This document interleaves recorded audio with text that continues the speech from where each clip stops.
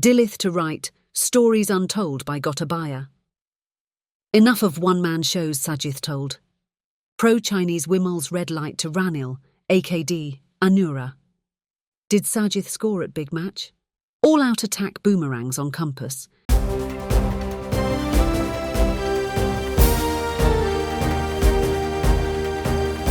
The leader, දේශයට මග කියන ප්‍රවෘත්ති පෙළගැස්ම. Dilith to write Stories Untold by Gotabaya. Gota's book, with a claim of a conspiracy to oust him from the presidency, continues to be the #1 hit. In the early days of its launch, it was claimed the writer of the book was Iranda Ginig, Gota's advisor. Now it seems C.A. Chandra Prema wrote it with feeds by Ginige, Ajith Cabral and P.B. Jayasundara. Early morning yesterday, a message on an Ananda College WhatsApp group said a PDF format of the book is available on social media. It is the same PDF copy given for the printing. It is believed the leak has come from the printing press of the book. The owner of the place is a close friend of the Rajapaksa family, who held a top state position during their regime. The work was first accepted as a favour, but with all books in the first print sold out, the printing press seems reluctant to do a reprint. Gota's people suspect Wimal may have influenced that. Anyway, Gota has told his men to take immediate legal action if there is any distortion in the leaked PDF. Just yesterday, Gamampila, a cabinet minister in Gota's regime, commented to the media about the book. Gotabaya Rajapaksa ජනාධිපතිතුමා විසින් රචිත ජනාධිපති ධූරයෙන් මා නිරපීමේ කුමන්ත්‍රණයේ නැමැති පොතේ මා ගැනත් දැන් ගණනාවකම ඍජුව සහ වක්‍රව සඳහන් වෙනවා. ඒ නිසාම ඒ කරුණු සම්බන්ධයෙන් අපට මේ දිනවල නිරන්තරයෙන්ම දුරකථන ඇමතුම් ලැබෙන නිසා එක එක්කෙනාට වෙන වෙනම උත්තර දෙනවා වෙනුවට මාධ්‍ය හමුවකටම පිළිතුරු ලබා දීම වඩා සුදුසුයි කියලා හිතුවා. මේ පොතේ ඇත්ත නැත්ත වගේම බරපතල අමතක වීම තිබෙනවා. මේ පොතේ 66 වෙනි පිටු සඳහන් වෙනවා මුලින්ම විමල් සහ උදේ අපෙන් වෙන්ව ගිය අතර මේ පොතේ තියෙන අපි ඉවත් වුණා කියලා. හැබැයි ඇත්තටම සිදු වුණේ අපි ඉවත් වුණා නෙවෙයි අපිව ඉවත් කළා. ආණ්ඩුවේ අවසානයේ ආරම්භයේ සනිටුහන් කළ ඒ වගේ බරපතල සිදුවීමක් ජනාධිපතිතුමාට අමතක වීම ඇත්තෙන්ම පුදුම සාගතයි. ආර්ථික අර්බුදයක් ළඟ එන බවත් ඒට පියවර ගත යුතු බවත් ඇමති මණ්ඩලයේ දිගින් දිගටම කියලා ඒ සම්බන්ධයෙන් ඇමති මණ්ඩලයේ ප්‍රතිචාර නොදැක්වුවාට පස්සේ ආර්ථික අර්බුදයක් ළඟ එන බවත් ඒට ගත යුතු පියවර මොනවද යන්නත් පිළිබඳ පොත්පින්චක් නිකුත් කරලා ඒ පොත ගැන සම්මන්ත්‍රණයක් පැවැත්වීම නිසා තමයි අපි ඉවත් කරේ. එහෙම මිසක් හොරකමක් මැරකමක් කරලා නෙවෙයි. අපි රටත් ආණ්ඩුවත් බේරගන්න කටයුතු කරාම කිව්වේ මොකද්ද? රටට බොරු බිල්ලම වල ආණ්ඩුව අපහසුතාවයට පත් කරා කියලා තමයි අපි ඉවත් කරේ. According to him, the book contains truths, half-truths, lies, and many things overlooked. In the meantime, many have highlighted the last paragraph on page 192. That refers to 3 things, according to Gota, that were the main reasons for his election, but remain unresolved due to his ouster. He gives those as Sinhala Buddhists being treated as second-class citizens in their own country, massive debt and economic ruins, and complete collapse of intelligence and national security. Gota hopes the country will find without delay a leader capable of resolving these. That shows that Gota has not changed a bit, even after so much has happened. But some ask if he is paving the way for entrepreneur Dilith Jayawira when he closes the chapter by expressing hopes for a leader who can resolve the 3 issues. Last Sunday, MP Wirasumana inquired from Dilith about that at a meeting of the Maubima Janatha Party in Matara. I don't know about that, but I too have decided to write a book. I am going to name it Stories Untold by Gotabaya. I will write about the game played by Basil, 3 sons and PB to oust Gota from the presidency, said Dilith. He said that he was not joking and that the book will be out before the new year. But Ginige claims Dilith too was behind the conspiracy. Ginige accuses Dilith and Dharana journalists of having no backbone or impartiality. It gets opponents to attack, while there is no one to speak on behalf of Gotabaya, says Ginige. The latest conspiracy is about the New Year auspicious times.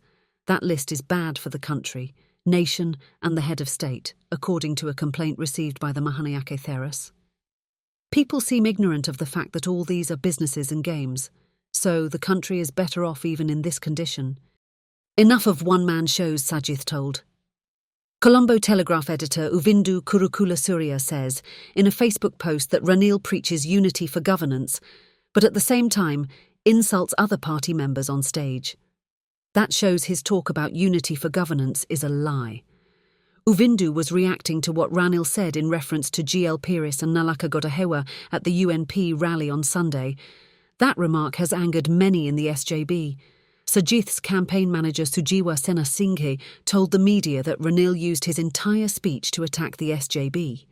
Sadly, he has today become the henchman for Mahinda, Basil and Namal. GL2 has been quite surprised by the vocabulary of his former pupil. Anyway, Ranil's targeting of the UNP supporters in the SJB has gone viral. A veteran has advised Lakshman Fonseca to ask Sajith to stop his one-man shows and unite the party.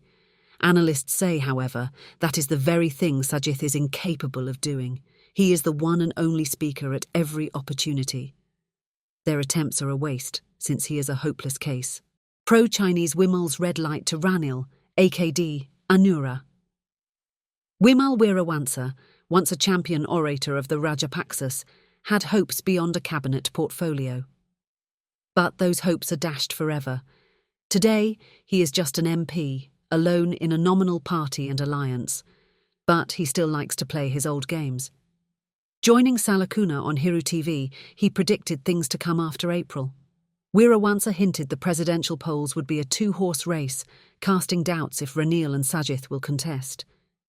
AKD will have to decide what to do, with a common candidate acceptable to all coming forward, he said. Weerawansa denied that he would be that candidate.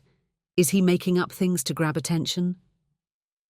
Anyway, interventions by the United States, India and China steer the direction in Sri Lankan politics.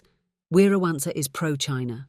Dulles, Dayasiri, Weerawansa, Dilith and other minority parties are being brought together by China via the CPSL. What Weerawansa hinted at could be about that Chinese attempt. CPSL MP.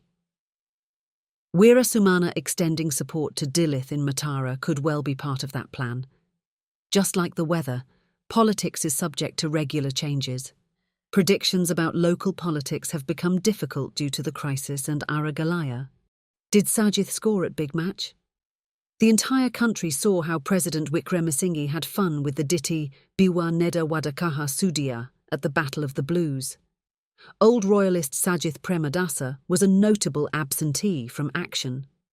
In fact, he had gone to Kenya to meet a school football team there. The remote school Surangal Alamein even beat Royal College on its way to win a national championship. Sajith said he was very happy with their achievement. Sajith also donated a bus under his Sakwala program to Kenya National School. He also promised to provide the football team with their clothing, footwear and other needs. A comment on social media claimed Sajith knew he had no place in the Royal College society. Even his father had that inferiority complex, it said, adding that he axed Gamini Disanayake and Lalith Athulathmudali and had a team of his henchmen close to him. Similarly, his son will accept Maduma Bandara and reject Harsha de Silva, it went on. That may have been an exaggeration, but it has something of value for Sajith to take a lesson from if he really wants to do so, other comments said. It is a question if the country's problems can be solved by donating buses or providing rice. All-out attack boomerangs on Compass. A state intelligence report to the Security Council a few weeks ago said the Compass was ahead of other parties. SJB has some setbacks with SLPP placed third, while the UNP has made some gains. As a brand, AKD is ahead of Sajith, with Ranil third. But in some rural areas, Mahinda is the surprising frontrunner. Intelligence officials said a final forecast is not possible with no elections announced yet. The Compass is now the target of an all-out attack on social media. Aroused by that is mostly some in the SJB. Hirunika is preparing to come out with a long-kept secret about a T-56-wielding JVP member who had come to kill her father. He still goes on JVP stage, she claims. From the side of the Compass, it is alleged a plan is on in social media to publish falsehoods about it and its members. Fact Crescendo investigated the accuracy of these and found they had no basis. With regard to an offer of a shirt printed with the Compass logo, it said the telephone number given belongs to a Compass member. That member has alleged his number has been misused to throw mud at his party. The media coordinator of the Compass confirmed that too. Another quoted Tilveen Silva as saying an end to big match culture in Colombo after this year. Fact Crescendo found nothing to support that. Further, Facebook has denied any such statement attributed to the JVP secretary being carried. With 6 more months to go for the presidential polls, the social media monopoly by the Compass is coming under threat. AKD said recently that he was happy to be hated by thieves without being a darling of theirs. But it is no secret that the Compass, too, is engaged in mudslinging and is taking things quite personal. It is not too late even now to put a halt to such hate politics. The end result will be very bad for the country. That's it for today.